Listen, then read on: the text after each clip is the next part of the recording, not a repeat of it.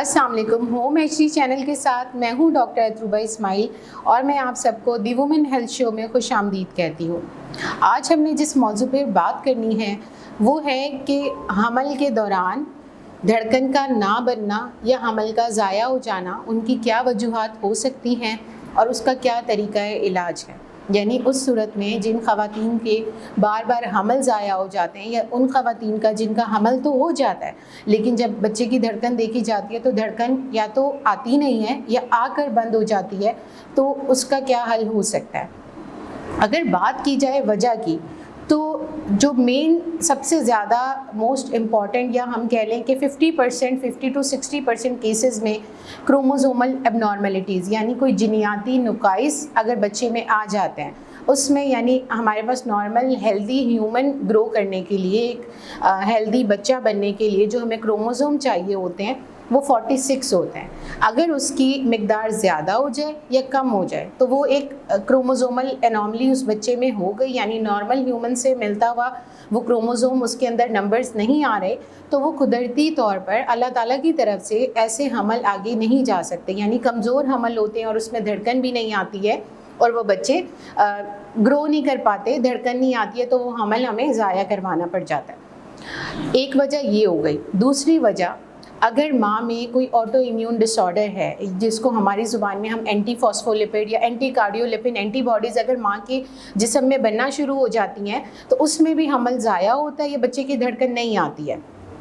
तीसरी वजह क्या हो सकती है, अगर माँ को हाई ब्लड प्रेशर है, माँ को शुगर है या कोई कार्डिक डिजीज़ है या कोई ऐसा मसला है माँ को, तो अल्लाह ताला की तरफ से कुदरती तौर पे वो हमल भी आगे नहीं जा सकते। या एक हमारी ज़ुबान में कहा जाता है एन एम्ब्रियोनिक प्रेगनेंसी, काफ़ी अल्ट्रासाउंड में भी आपने देखा होगा कि आती है, ये लिखा हुआ होता है। उसमें क्या होता है, सैक तो बन जाता है, यानी स्पर्म जाके एग से नहीं मिलता, अंडे से नहीं मिलता है, तो उसमें क्या होता है, अंडा तो आ गया, वो आके इम्प्लांट हो जाता है लेकिन वो खाली होता है, अंदर बच्चा नहीं बनता। तो उन एन एम्ब्रियोनिक प्रेगनेंसी या तो कुदरती तौर पर ख़ुद से ज़ाया हो जाती है या फिर डॉक्टर को करवाना पड़ता है। या कोई खातून ऐसी हैं जिनको बच्चेदानी में बहुत सारी रसूलियाँ हैं, उसकी वजह से भी बच्चे को खून की सप्लाई नहीं मिलती है और उसमें भी बच्चा ज़ाया हो जाता है। और एक और वजह यह है कि फोलेट डेफिशिएंसी, यानी आपके अंदर अगर कमी है इस चीज़ की तो उसमें भी धड़कन नहीं बनेगी बच्चे की। या फिर ऐसी ख़वातीन जिनमें हार्मोनल प्रॉब्लम्स हैं, क्योंकि एक अच्छा हेल्दी बच्चा ग्रो करने के लिए या शुरू का जो हमल है, प्रेगनेंसी आगे बढ़ने के लिए हमें हाई डोज ऑफ प्रोजेस्टेरॉन चाहिए होता है। अगर किसी भी वजह से उसमें कमी आ रही है तो उसमें भी वो बच्चा ग्रो नहीं करेगा, धड़कन नहीं आएगी या धड़कन आकर चले जाएगी। तो ये सारी ऐसी वजूहात थी जो मैंने आपसे जिनका जिक्र किया कि इनकी वजह से ये मसला हो सकता है। अब हम बात करेंगे कि अगर कुछ ख़वातीन या जो भी खातून इसका शिकार हैं तो अब इसके मसले का हल क्या है।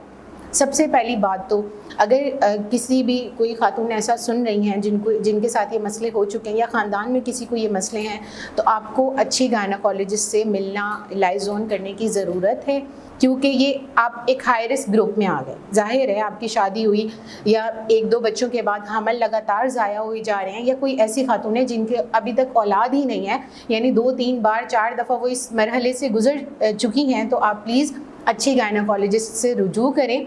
और अगर ये इसका इलाज तभी मुमकिन है आप अगर हमल से पहले हमारे पास तशरीफ़ लाती हैं, क्योंकि एक मैंने आपको बताया कितनी सारी वजूहात हैं जिनकी बिना पर ये मसला हो रहा है। जब तक वजह नहीं पता लगेगी आपका मसला हल नहीं हो सकता है। तो बेहतर है अगर कोई खातून इसका शिकार हैं या इस मसले से दोचार हैं तो वो पहले ही आके रुजू करें ताकि फॉलिक एसिड स्टार्ट करवाई जा सके। अगर आपको आपकी एंटी कार्डियोलिपिन या एंटी फॉस्फोलिपिड आपके अंदर एंटीबॉडीज़ का जो टेस्ट है वो उसकी तशख़ीस हुई है तो उसका बर वक्त इलाज किया जा सके। कोई ऑटोजोमल और कोई मसला है साथ में या आपको शुगर ब्लड प्रेशर है वो बर वक्त कंट्रोल करके आपको बताया जा सके कि अब प्रेगनेंसी कब करनी है। अच्छा, अगर आपके अंदर एंटी कार्डियोलिपिन एंटी फॉस्फोलिपिड का मसला है तो हम बहुत ज़्यादा नहीं है, माइनर लेवल पे है, तो हम लॉपरिन या एस्कार्ड की गोली स्टार्ट करवा देते हैं उन ख़वातीन में, या हम इंजेक्शन भी लगते हैं। क्लेक्सिन के इंजेक्शन होते हैं जो डेली बेसिस पे थ्रू आउट 9 मंथ आपको लगाने पड़ सकते हैं। ایک یہ وجہ ہو گئی۔ کچھ خواتین میں اگر ہارمونس کا مسئلہ ہے تو پھر ہم انجیکشن بھی پرسکرائب کرتے ہیں، ڈوفاسٹن کی ٹیبلٹ بھی پرسکرائب کرتے ہیں، پروجسٹرون کے ہائی ڈوز انجیکشن بھی ان کو، یعنی جب تک حمل 12 سے 16 ہفتے تک پہنچ جائے، اپنی جڑ پکڑ لے، تب تک ہم وہ انجیکشن ایڈوائز کرتے ہیں۔ فولک ایسڈ کی جن کو کمی ہے ہم ان کو پہلے سے فولک ایسڈ کا مشورہ دیتے ہیں کھانے کے لیے، یا کہ کوئی ایسی خواتین جن کو یہ کوئی مسئلہ نہیں ہے لیکن پھر بھی بار بار حمل ضائع ہو رہا ہے، تو ہم ان کا جو بچہ جو ضائع ہوتا ہے ہم اس کے ٹکڑے ٹیسٹ کے لیے بھیجتے ہیں، تو اس پہ کروموزومل اسٹڈیز کی جا سکتی ہیں تاکہ پتہ لگ سکے کہ کیا مسئلہ آ رہا ہے، کیونکہ ایک ٹارچ انفیکشن بھی ایک بہت بڑی وجہ ہے جس کی وجہ سے بار حمل ضائع ہو سکتا ہے۔ تو یہ سارے ٹیسٹ اگر آپ کی ہمیں وجہ پتہ لگے گی تو ہم آپ کا علاج کر سکتے ہیں۔ اگر کسی خاتون کا ایسے ہوتا ہے کہ اس کی ہارٹ بیٹ نہیں آ رہی ہے الٹرا ساؤنڈ میں، ہمارے پاس بہت ساری خواتین آتی ہیں کہ کہیں کسی چھوٹی کلینک سے اس نے الٹرا ساؤنڈ کرایا ہے۔ ایک تو خواتین کا یہ بہت ہوتا ہے کہ اگر آپ نے 5ویں ہفتے میں ہی، مطلب آج کل تو لوگوں کا مطلب میں کہتی ہوں پیشاب ٹیسٹ پازیٹیو آتا نہیں ہے، پی ٹی ٹیسٹ جو ہوتا ہے وہ پازیٹیو آتا نہیں ہے، اسی ہفتے میں وہ الٹرا ساؤنڈ کروا لیتی ہیں یا کسی بھی کلینک پہ چلے جاتی ہیں، وہاں ڈاکٹر الٹرا ساؤنڈ فوراً کر دیتی ہیں اور اس میں بیبی کی ہارٹ بیٹ نہیں ہوتی، تو پریشان ہو کر ہمارے پاس آتی ہیں۔ اور بہت ساری خواتین تو حتیٰ کہ یہاں تک کہ وہ ڈی این سی تک بھی کروا لیتی ہیں کہ بچے میں دھڑکن نہیں آئی۔ تو میں سب کو یہ بتا دوں کہ اگر آپ 5ویں ہفتے میں 6ٹھے ہفتے میں آپ کے بچے کی دھڑکن نہیں آئی ہے تو پریشانی کی بات نہیں ہے، بہت دفعہ لیٹ کنسیپشن ہوتی ہے۔ آپ 7-8 ویک پہ آپ کی اگر بچے کی دھڑکن نہیں ہے، اس میں بھی ہم فوراً سے فیصلہ نہیں کر لیتے کہ یہ حمل آگے نہیں بڑھے گا یا یہ حمل خراب ہو چکا ہے، ایسا کچھ بھی نہیں ہوتا ہے۔ ہم ان خاتون کو 2 ہفتے بعد دوبارہ سے الٹرا ساؤنڈ ان کا کرواتے ہیں، اگر ان کو کوئی بہت زیادہ خون نہ چھوٹ رہا ہو، بلیڈنگ بہت زیادہ نہ ہو، درد بہت زیادہ نہ ہو، تو اس صورت میں ہم انہیں دوائیوں پہ ڈال کے سپورٹیو میڈیکیشن دے کے ہم انہیں دوبارہ بلواتے ہیں۔ یعنی ایک الٹرا ساؤنڈ پہ کبھی بھی فیصلہ نہیں ہوتا ہے، بعد میں دوسرے الٹرا ساؤنڈ میں بھی اگر بیبی کی دھڑکن نہیں ہے یا کسی کی دھڑکن آئی اور بعد میں آ کے ختم ہو گئی،